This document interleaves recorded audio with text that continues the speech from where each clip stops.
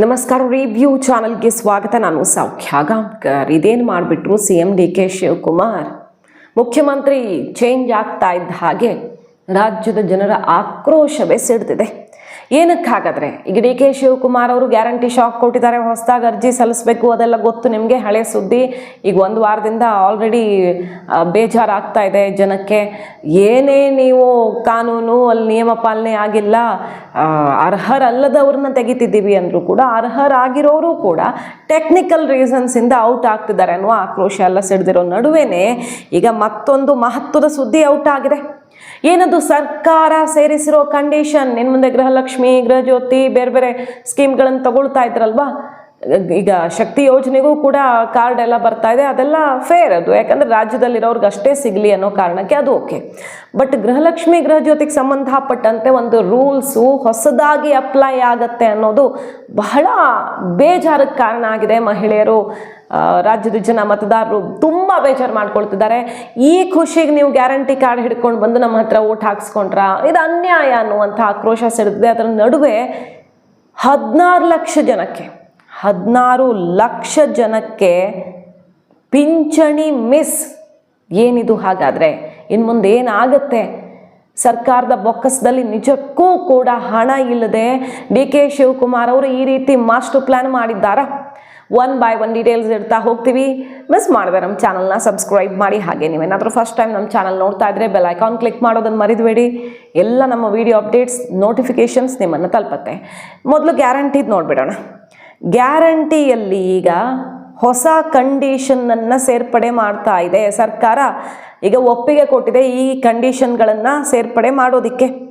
ಗೃಹಲಕ್ಷ್ಮಿ ತಗೊಳ್ಳೋದಕ್ಕೆ ಏನು ನಮ್ಮ ಹತ್ರ ಎಲ್ಲ ಡಾಕ್ಯುಮೆಂಟ್ಸ್ ಇದೆ, ಹೊಸದಾಗಿ ಅರ್ಜಿ ಸಲ್ಲಿಸಿದ್ರಾಯ್ತು ತಾನೇ ಅಂತ ಕೆಲವ್ರು ಅಂದ್ಕೊಳ್ತಿರ್ಬೋದು. 4,30,000 ಈಗ ಡಿಲೀಟ್ ಆಗತ್ತೆ ಅಂತ ಹೇಳಲಾಗ್ತಿದೆಯಲ್ವಾ. ಬಿಕಾಸ್ ಅಲ್ಲಿ number problem, address problem, Aadhaar link, account link ಆಗಿಲ್ಲ, ಇದೆಲ್ಲ ರೀಸನ್ಸಿಂದ ಸುಮಾರು ಜನ ಮಿಸ್ ಆಗ್ತಾರೆ, ಹೊರಗಡೆ ಉಳಿತಾರೆ, ಸತ್ತವರು ತಗೊಳ್ತಿದ್ದಾರೆ ಅನ್ನೋದೆಲ್ಲ ಇತ್ತಲ್ಲ. ಹಾಗಾಗಿ ಸತ್ತವ್ರ ಹೆಸರಲ್ಲಿ ಬೇರೆಯವ್ರು ತಗೊಳ್ತಿದ್ದಾರೆ ಅಂತ ಅದೆಲ್ಲ ಫಿಲ್ಟರ್ ಮಾಡಿದ್ರೆ 4.3 ಲಕ್ಷ. ಅದು ಒಂದು ಕಡೆ. ಈಗ ಸರ್ಕಾರಿ ನೌಕರರು ಇದ್ದರೆ ಯಾರಾದರೂ ಅವ್ರ ಮನೇಲಿ, ಅವ್ರಿಗೆ ಸಿಗಲ್ಲ. ಸರ್ಕಾರಿ ನೌಕರಿ ಇರುವಂಥ ಕುಟುಂಬಕ್ಕೆ ಗೃಹಲಕ್ಷ್ಮಿ ಸಿಗಲ್ಲ ಅನ್ನುವಂಥ ಒಂದು ಅತ್ಯಂತ ಮಹತ್ವದ ತೀರ್ಮಾನ ಆಘಾತಕಾರಿಯಾಗಿದೆ. ನೋಡಿ, ಈ ಪ್ರಶ್ನೆಗಳಿಗೆ 12 ಪ್ರಶ್ನೆಗಳಿಗೆ ಉತ್ತರಿಸಬೇಕು ಪ್ರತಿ ಕುಟುಂಬ. ಹೊಸದಾಗಿ ಅರ್ಜಿ ಸಲ್ಲಿಸುವಾಗ 12 ಪ್ರಶ್ನೆ ಇರುತ್ತೆ. 25ನೇ ತಾರೀಕು, ಜೂನ್ 25ರ ನಂತರ ಅರ್ಜಿ ಸಲ್ಲಿಕೆ ಆರಂಭ ಮಾಡ್ತಾ ಇದೆ ಸರ್ಕಾರ. ಆ ಒಂದು ಅರ್ಜಿಯಲ್ಲಿ ಹೊಸದಾಗಿ 4 ಪ್ರಶ್ನೆಗಳನ್ನು ಸೇರಿಸ್ತಿದ್ದಾರೆ. ಒಟ್ಟು 12 ಪ್ರಶ್ನೆಗಳಿರ್ತವೆ. ಆ ಪ್ರಶ್ನೆಯಲ್ಲಿ ಅತ್ಯಂತ ಪ್ರಮುಖವಾದ್ದು, ನಿಮ್ಮ ಕುಟುಂಬದಲ್ಲಿ ಸರ್ಕಾರಿ ನೌಕರರು ಇದ್ದಾರಾ ಇಲ್ವಾ, ಅದನ್ನು ಮೆನ್ಷನ್ ಮಾಡಬೇಕು. ಅದರ ಡೀಟೇಲ್ಸು, ದಾಖಲಾತಿಗಳು, ಸುಮ್ಮನೆ ಇದ್ದಾರೆ ಇಲ್ಲ ಅಂತ ಸುಳ್ಳು ಹೇಳೋದಕ್ಕೆ ಸಾಧ್ಯ ಇಲ್ಲ. ಅದರ ಡೀಟೇಲ್ಸನ್ನು ಪಡ್ಕೊಳ್ಳುತ್ತೆ ಪ್ರತಿ ಮನೆಯಿಂದ ಸರ್ಕಾರ. ಸೊ ಸರ್ಕಾರಿ ನೌಕರರು ಯಾವುದಾದ್ರೂ ಮನೇಲಿ ಇದ್ರೆ, ಅದು ಎಷ್ಟೇ ಸಣ್ಣ ಕೆಲಸ ಆಗಿರಲಿ, ಅವ್ರಿಗೆ 10,000 ಸಂಬಳ ಬರ್ತಿರಲಿ, ಸರ್ಕಾರಿ ನೌಕರರು ನಿಮ್ಮ ಕುಟುಂಬದಲ್ಲಿ ಇದ್ದಾರೆ ಅಂದರೆ ಅವ್ರಿಗಿನ್ನು ಮುಂದೆ ಗೃಹಲಕ್ಷ್ಮಿ ಸಿಗಲ್ಲ. ಡ್ರೈವರ್ಸು, ಬಸ್ ಡ್ರೈವರ್ಸು, ಗುಮಾಸ್ತರು, ತುಂಬ ಚಿಕ್ಕ ಕೆಲಸ ಮಾಡ್ತಿರೋರು ಇರ್ತಾರೆ. ಅವರ ಕುಟುಂಬಕ್ಕೆ, ಅವ್ರ ಮನೆ ಹೆಣ್ಣುಮಕ್ಕಳಿಗೆ ಗೃಹಲಕ್ಷ್ಮಿ ಮತ್ತು ಗೃಹಜ್ಯೋತಿ ಇದೆಲ್ಲ ಆಧಾರ ಆಗಿತ್ತು. ಇನ್ನು ಮುಂದೆ ಈಗ ಗೃಹಲಕ್ಷ್ಮಿಗೆ ಇಂಥದ್ದೊಂದು ಕಂಡೀಷನ್ ಹಾಕಿರೋದ್ರಿಂದಾಗಿ ಬಹಳ ಆಘಾತಕ್ಕೊಳಗಾಗಿದ್ದಾರೆ. ನಾವೇನು ತಪ್ಪು ಮಾಡಿದ್ದೀವಿ ಹಾಗಾದರೆ ಅಂತ. ಸರಿ, ನಮಗೆ ಬರೋ 10,000ಕ್ಕೆ ನೀವು ಸರ್ಕಾರಿ ನೌಕರಿ ಅನ್ನೋ ಕಾರಣಕ್ಕೆ ನಮಗೆ ಗೃಹಲಕ್ಷ್ಮಿ ಕೊಡಲ್ಲ ಅಂದರೆ ಇದು ನ್ಯಾಯನ ಅನ್ನುವ ಪ್ರಶ್ನೆ ಈಗ ಶುರುವಾಗಿದೆ. ಯಾಕೆ ನೀವು ಹೇಳಿದ್ರಿ ಆರಂಭದಲ್ಲಿ ಎಲ್ರಿಗೂ ಫ್ರೀ ಅಂತ ಯಾಕೆ ಹೇಳಿದ್ರಿ? ಒಂದು ಕಡೆ ಸಂಬಳ ಬರ್ತಿಲ್ಲ ಸಮಯಕ್ಕೆ ಸರಿಯಾಗಿ ಎಷ್ಟೋ ನೌಕರರಿಗೆ. ಅದಕ್ಕೆ ಸಾಕ್ಷಿ ಈಗ ಬಸ್ ಡ್ರೈವರ್ಸೆ, KSRTC ಪ್ರೊಟೆಸ್ಟು, BMTC ಪ್ರೊಟೆಸ್ಟು, ಎಲ್ಲ ನಿಗಮಗಳ ಪ್ರೊಟೆಸ್ಟ್ ಎಷ್ಟು ಸಲ ಆಗಿದೆ. ಅದು ಹಿಂಬಾಕಿ, ಅದು ನಮ್ಮ ಹಕ್ಕು, ಅದನ್ನು ಕ್ಲಿಯರ್ ಮಾಡ್ತಿಲ್ಲ ಅಂತ, ಸಂಬಳ ಸರಿಯಾದ ಸಮಯಕ್ಕೆ ಕೊಡ್ತಿಲ್ಲ ಅಂತ ಎಷ್ಟೆಲ್ಲ ಸಲ ಪ್ರೊಟೆಸ್ಟ್ ಆಗಿದೆ. ಬಾಕಿ ಉಳಿಸ್ಕೊಂಡಿರೋದೇ ಕೋಟ್ಯಾಂತರ ಇದೆ ಆ ನಿಗಮಗಳಿಗೆ ಕೊಡದೆ. ಸೊ ಅಲ್ಲೂ ಹೊಡ್ತಾ ನಮಗೆ, ನಾವು ಸರ್ಕಾರಿ ಜಾಬಲ್ಲಿದ್ದೀವಿ ಅನ್ನೋ ಕಾರಣಕ್ಕೆ ಮನೆಯವ್ರಿಗೆ ಗೃಹಲಕ್ಷ್ಮಿ ಸಿಗಲ್ಲ. ಇದ್ರ ಯಾವ ನ್ಯಾಯ ಸ್ವಾಮಿ ಅನ್ನೋ ರೀತಿಯಲ್ಲಿ ಅಸಮಾಧಾನ, ಬೇಜಾರು ಎಲ್ಲ ಶುರುವಾಗಿದೆ. ಈಗ ಆ ಪ್ರಶ್ನೆ ಬಹುತೇಕ ಸೇರ್ಪಡೆ ಆಗತ್ತೆ ಅಂತ ಹೇಳಲಾಗ್ತಿದೆ. ಈಗ 25 ನಂತರ ಅರ್ಜಿ ಬಿಟ್ಟಾಗ ಇದು ಖಚಿತ ಆಗುತ್ತೆ. ಮಾಹಿತಿ ಪ್ರಕಾರ ಈಗ ರಿಪೋರ್ಟ್ಸ್ ಪ್ರಕಾರ ಸರ್ಕಾರಿ ನೌಕರರು ಇದ್ದರೆ ಮನೆಯಲ್ಲಿ ಆ ಕುಟುಂಬಕ್ಕೆ ಗೃಹಲಕ್ಷ್ಮಿ ಸಿಗಲ್ಲ ಅನ್ನೋದು ಬಹುತೇಕ ಖಚಿತ ಅನ್ನೋದು ಮಾಹಿತಿ. ಮನೆ ಯಜಮಾನಿ ಹೆಸರು ಮತ್ತು ವಿಳಾಸ, ಕುಟುಂಬಸ್ಥರ ಸರ್ಕಾರಿ ನೌಕರಿ ಬಗ್ಗೆ ಡೀಟೇಲ್ಸ್ ಕೊಡಬೇಕು, ಆಧಾರ್ ಸಂಖ್ಯೆ ಕೊಡಬೇಕು, ವೋಟರ್ ಲಿಸ್ಟ್ನಲ್ಲಿ ನಿಮ್ಮ ಹೆಸರಿದೆಯಾ ಮತ್ತು ವೋಟರ್ ID ಇದೆಯಾ. ವೋಟರ್ ID ಇದ್ದು ಬಿಟ್ಟರಾಗಲಿಲ್ವಲ್ಲ, ವೋಟರ್ ಲಿಸ್ಟಲ್ಲಿ ಹೆಸರಿರಬೇಕು. ಎರಡನ್ನೂ ಕ್ರಾಸ್ ಚೆಕ್ ಮಾಡ್ಕೊಳ್ತಾರೆ. ಸೊ ಇವರು ವೋಟರ್ ಆಗಿರಬೇಕು ಅನ್ನೋದನ್ನು ಖಚಿತಪಡಿಸ್ಕೊಳ್ತಾರೆ.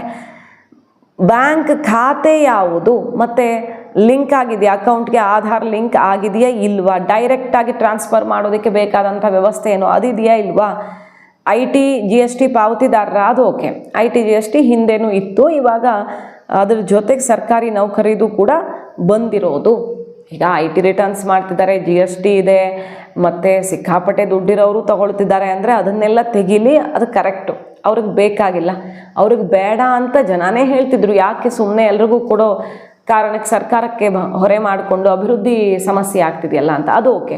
ಬಟ್ ಈಗ ಅರ್ಹರಿಗೂ ಕೊಕ್ಕೆ ಬೀಳುತ್ತೆ. ಯಾರಿಗೆ ಅವಶ್ಯಕತೆ ಇದೆಯೋ ಅವ್ರಿಗಷ್ಟೇ ಕೊಡ್ತೀವಿ ಅಂತಲ್ವ ಸರ್ಕಾರ ಹೇಳ್ತಿರೋದು. ಈ ಮೂಲಕ ಒಂದು ಟೆಕ್ನಿಕಲ್ ರೀಸನ್ಸಿಂದ, ಇನ್ನೊಂದು ಈಗ ಸರ್ಕಾರಿ ನೌಕರರ ಕಂಡೀಷನ್ ಬಂದರೆ ಅರ್ಹರು ಯಾರಿಗೆ ಈ ರಾಜ್ಯದಲ್ಲಿ ಅವಶ್ಯಕತೆ ಇದೆಯಲ್ಲ ಅವ್ರಿಗೂ ಕೂಡ ಇದು ಆಘಾತವನ್ನು ತಂದಿಡುತ್ತೆ, ಬರೆ ಬೀಳುತ್ತೆ ಅನ್ನೋದು ಪಕ್ಕ ಅನ್ನೋ ಆಕ್ರೋಶ ಸಿಡ್ದಿದೆ. ಈಗ ಯಾಕೆ ಕೊಡಬೇಕಿತ್ತು ಗ್ಯಾರಂಟಿ? ಇವರು ಇಷ್ಟು ದಿನ ಕೊಟ್ಟು ಈ ರೀತಿ ಅನ್ಯಾಯ ಮಾಡ್ತಿದ್ದಾರಲ್ಲ ಅಂತ ಜನ ಹೆಣ್ಮಕ್ಳು ಮುಗಿ ಬಿದ್ದಿದ್ದಾರೆ. ನೋಡೋಣ ಇದು ಯಾವ ರೀತಿ ಸರ್ಕಾರದ ಮೇಲೆ ಪರಿಣಾಮ ಬೀರುತ್ತೆ ಅಂತ. ಯಾಕಂದರೆ ಕೊಟ್ಟಷ್ಟು ದಿನ ಕೊಡ್ತಾರೆ ಅಂತ ಸುಮಾರು ಜನ ತೊಗೊಂಡವ್ರು ಇರಬಹುದು, ಬಟ್ ಸುಮಾರು ಜನ ಎಲ್ಲ ಸಿದ್ದರಾಮಯ್ಯನವರೇ ಹೇಳ್ತಿರ್ಲಿಲ್ವಾ ಜೀವನ ಕಟ್ಕೊಂಡಿದ್ದಾರೆ ಅಂತ. ಸರಿ, ಜೀವನ ಕಟ್ಕೊಂಡವರು ಹೊಟ್ಟೆ ಮೇಲೆ ಹೊಡೆದಂಗಲ್ವ ಈಗ? ಎಲ್ಲರದ್ದು ಅಲ್ಲ ನಾನು ಹೇಳ್ತಿರೋದು, ಅನರ್ಹರು ಖಂಡಿತ ಇದ್ದರೂ ಅವ್ರನ್ನ ಮೈನಸ್ ಮಾಡಲಿ.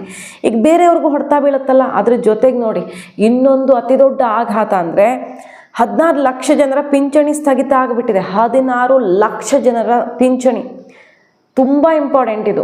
ಗೃಹಲಕ್ಷ್ಮಿ ಗೃಹಜ್ಯೋತಿದು ಬಿಡಿ, ಈ ಪಿಂಚಣಿ ಹಣದ ಮೇಲೆ ಔಷಧಿ ತಗೊಂಡು ವೃದ್ಧಾಪ್ಯದಲ್ಲಿ ತಮ್ಮ ಹೊರೆ ಯಾರಿಗೂ ಆಗೋದು ಬೇಡ ಅಂತನೋ ಅಥವಾ ಬೇರೆ ಯಾವುದು ಸೋರ್ಸ್ ಇಲ್ಲದೆ ಅದ್ರ ಮೇಲೆ ಅವಲಂಬಿತ ಆಗಿರೋರು ತುಂಬ ಜನ ಇದ್ದಾರೆ. ಈ ರಾಜ್ಯದಲ್ಲಿ 82,71,000 ಪಿಂಚಣಿ ಫಲಾನುಭವಿಗಳಿದ್ದಾರೆ ಒಟ್ಟು. ಅದರಲ್ಲಿ 16 ಲಕ್ಷ ಜನಕ್ಕೆ ಒಂದು ಪಿಂಚಣಿ ಇಲ್ಲ, ಸ್ಟಾಪ್ ಆಗಿಬಿಟ್ಟಿದೆ. ಆಲ್ರೆಡಿ 3 ತಿಂಗಳಿಂದ ಪಿಂಚಣಿ ಬರ್ತಾನೇ ಇಲ್ಲ. ವೃದ್ಧಾಪ್ಯ ವೇತನ, ವಿಧವಾ ಪಿಂಚಣಿ, ಸಂಧ್ಯಾ ಸುರಕ್ಷಾ, ಅಂಗವಿಕಲರಿಗೆ ನೋಡಿ, ಇದೆಲ್ಲ ಎಷ್ಟು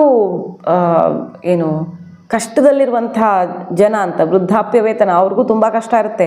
ವಿಧವಾ ಪಿಂಚಣಿ ಅವ್ರ ಪರಿಸ್ಥಿತಿ ಇಮ್ಯಾಜಿನ್ ಮಾಡ್ಕೊಳ್ಳಿ. ಸಂಧ್ಯಾ ಸುರಕ್ಷಾ, ಅಂಗವಿಕಲರು, ಇವರು ಎಷ್ಟೋ ಜನರು ಬರ್ತಾರೆ ಇದರಲ್ಲಿ. 16 ಲಕ್ಷ ಜನ ಕೊಟ್ಟಿದ್ದಾರೆ. ಈಗ ಯಾಕೆ ಅಂತ ಕೇಳಿದ್ರೆ ಅಲ್ಲಿ ಬರುತ್ತೆ ವಿಷಯ. ನೋಡಿ ಪಾಪ 2-3 ತಿಂಗಳಿಂದ ಯಾಕೆ ಬರ್ತಿಲ್ಲ ನಮ್ಮ ದುಡ್ಡು, ಯಾಕೆ ಬರ್ತಿಲ್ಲ ಅಂತ ಕಚೇರಿಯಿಂದ ಕಚೇರಿಗೆ ಅಲಿತಾ ಇದ್ದಾರೆ ವೃದ್ಧರು ಅನ್ನೋ ರಿಪೋರ್ಟ್ಸ್ ಈಗ ಸಿಗ್ತಿರೋದು, ಗ್ರೌಂಡ್ ರಿಪೋರ್ಟ್. ಮನೆ ಖರ್ಚಿಗೂ ಆಗ್ತಿಲ್ಲ, ಔಷಧಿ ಖರೀದಿ ಮಾಡೋಕ್ಕಾಗ್ತಿಲ್ಲ, ತಮ್ಮ ಜೀವನ ಇದ್ರ ಮೇಲೆ ಹೆಂಗೋ ನಡೆಸ್ಕೊಳ್ತಿದ್ವಿ, 4 ಕಾಸು ಸಿಗ್ತಿತ್ತು, ಅದು ಬರ್ತಿಲ್ಲ ಅನ್ನೋ ಬಹಳ ಬೇಸರದಲ್ಲಿದ್ದಾರೆ. ಪ್ರತಿ ತಿಂಗಳು 82 ಲಕ್ಷ ಜನಕ್ಕೆ 400 ಕೋಟಿ ಬೇಕಾಗ್ತಿತ್ತು ಸರ್ಕಾರ ಇದಕ್ಕೆ ಕೊಡೋದಕ್ಕೇನೆ. 16 ಲಕ್ಷ ಜನಕ್ಕೆ ಕೊಟ್ಟರೆ 150 ಕೋಟಿ ಉಳಿತಾಯ ಆಗುತ್ತೆ. ಯಾಕೆ ಕೊಟ್ಟಿದ್ದಾರೆ? ಕಾರಣ ಕೊಡ್ತಿರೋದು ಇವರು, ಅರ್ಜಿ ಸಲ್ಲಿಸಿದ್ದಾಗ ನೀವು ಕೊಟ್ಟಿದ್ದ ವಿಳಾಸದಲ್ಲಿ ಈಗ ವಾಸವಿಲ್ಲ, ಚೇಂಜ್ ಆಫ್ ಅಡ್ರೆಸ್ಗೆ ಪಿಂಚಣಿನೇ ಸ್ಟಾಪ್ ಆಗಿಬಿಟ್ಟಿದೆ. ಎಲ್ಲೋ ಬಾಡಿಗೆ ಮನೇಲಿ ಇದ್ರಪ್ಪ, ತೊಗೊಂಡಿದ್ರು, ಅಪ್ಲೈ ಮಾಡಿ ತೊಗೊಂಡಿದ್ರು, ಈಗ ಅಡ್ರೆಸ್ ಚೇಂಜ್ ಆಗಿದೆ, ಅಥವಾ ಆ ಊರಲ್ಲಿದ್ದರು ಇನ್ನೊಂದು ಊರಿಗೆ ಶಿಫ್ಟ್ ಆಗಿದ್ದಾರೆ, ಎಲ್ಲೋ ಹಳ್ಳಿಲಿ ವಾಸ ಮಾಡ್ತಿದ್ರು ಬೆಂಗಳೂರಿಗೆ ಶಿಫ್ಟ್ ಆಗಿದ್ದಾರೆ. ಆದರೆ ಅವ್ರ ಜೀವನ ಅವರೇ ನೋಡ್ಕೊಳ್ಬೇಕು, ಅವ್ರಿಗೆ ಕಷ್ಟ ಇದೆ, ಏನೋ ಅನಿವಾರ್ಯ ಕಾರಣಗಳಿಂದ ಊರಿಂದ ಊರಿಗೆ ಹೋಗಿರ್ತಾರೆ. ಆ ಕಾರಣಕ್ಕೆ ಚೇಂಜ್ ಆಫ್ ಅಡ್ರೆಸ್ ಮಾಡೋಕ್ಕೆ ಅವಕಾಶ ಮಾಡಿಕೊಡ್ಬೇಕಲ್ವ? ಆ ಕಾರಣಕ್ಕೆ ಪಿಂಚಣಿಯೇ ಸ್ಥಗಿತ ಆಗುತ್ತಾ ಅನ್ನೋದೇ ಈಗ ಪರಮಾಶ್ಚರ್ಯಕ್ಕೆ ಕಾರಣ ಆಗಿರೋದು. ಪಿಂಚಣಿ ಅರ್ಜಿ ಸಲ್ಲಿಸುವಾಗ ಕೊಟ್ಟಿದ್ದ ವಿಳಾಸದಲ್ಲಿ ಇವರು ವಾಸವಿಲ್ಲ. ಕೆಲವರು ಓಕೆ ತೀರ್ಕೊಂಡು ಬಿಟ್ಟಿದ್ದು ಅವ್ರ ಹೆಸರಲ್ಲಿ ಬೇರೆ ಯಾರಾದರೂ ತೊಗೊಳ್ತಿದ್ದಾರೆ, ಆ ಥರ ಇರಬಹುದೇನೋ, ಅಂಥದ್ದು ಫಿಲ್ಟರ್ ಮಾಡಲಿ.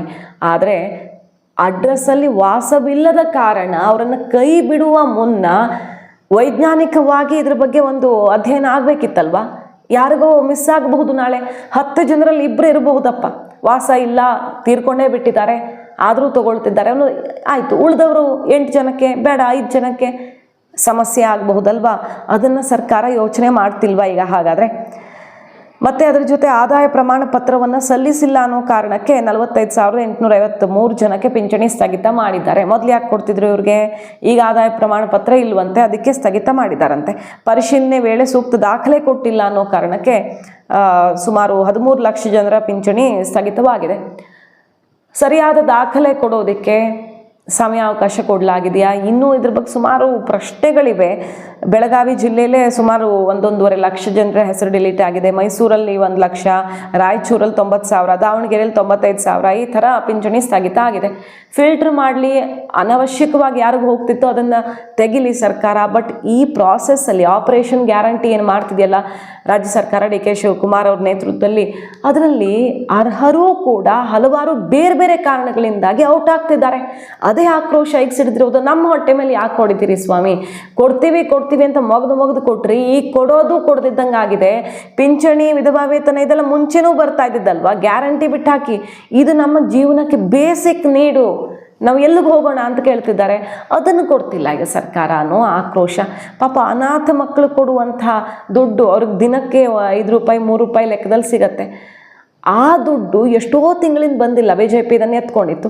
ಯಾಕೆ ಕೊಡ್ತಿಲ್ಲ ಗೊತ್ತಿಲ್ಲ. ಈಗ ಅದಕ್ಕೂ ಏನಾದರೂ ಕತ್ರಿ ಬೀಳುತ್ತಾ, ಅಥವಾ ಈ ಹೊರೆ ಸಮಸ್ಯೆಯಿಂದಾಗ ತಡ ಮಾಡ್ತಿದ್ದಾರಾ? 2, 3, 4, 5 ತಿಂಗಳು ಇದೆಲ್ಲ ತಡ ಆಗ್ತಾ ಹೋದರೆ, ಸ್ಕಾಲರ್ಶಿಪ್ ಇರಬಹುದು, ಎಷ್ಟೊಂದು ಡಿಲೇ, ಎಲ್ಲ 1 ವರ್ಷನೇ ಕಳೆದು ಹೋಗ್ಬಿಡುತ್ತೆ. ಆಮೇಲೆ ಗ್ಯಾರಂಟಿ ದುಡ್ಡು ಎಲ್ಲಿ ಹೋಯ್ತು? 5,000 ಕೋಟಿ ಸುದ್ದಿನೇ ಇಲ್ಲ. CM ಚೇಂಜ್ ಆಗಿಬಿಟ್ರು. ಇನ್ನು ಬರುತ್ತಾ ಅದು?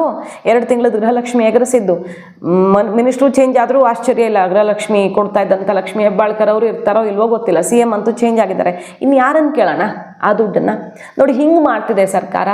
ಸೊ ಕೇಂದ್ರ ಸರ್ಕಾರವನ್ನು ದೂರೋದು, ಅಲ್ಲಿಂದ ಬಂದಿಲ್ಲ ನಮಗೆ ಅನ್ನೋದು, ಅದೆಲ್ಲ ಇಟ್ಕೊಳ್ಳಿ, ನೀವು ಜಟಾಪಟಿ ಮಾಡ್ಕೊಳ್ಳಿ. ಬಟ್ ಜನಕ್ಕಿದು ನಿಜವಾಗ್ಲೂ ಅನ್ಯಾಯ ಅಲ್ವಾ ಅನ್ನುವಂಥ ಬೇಸರ ಈಗ ವ್ಯಕ್ತವಾಗ್ತಿರೋದು.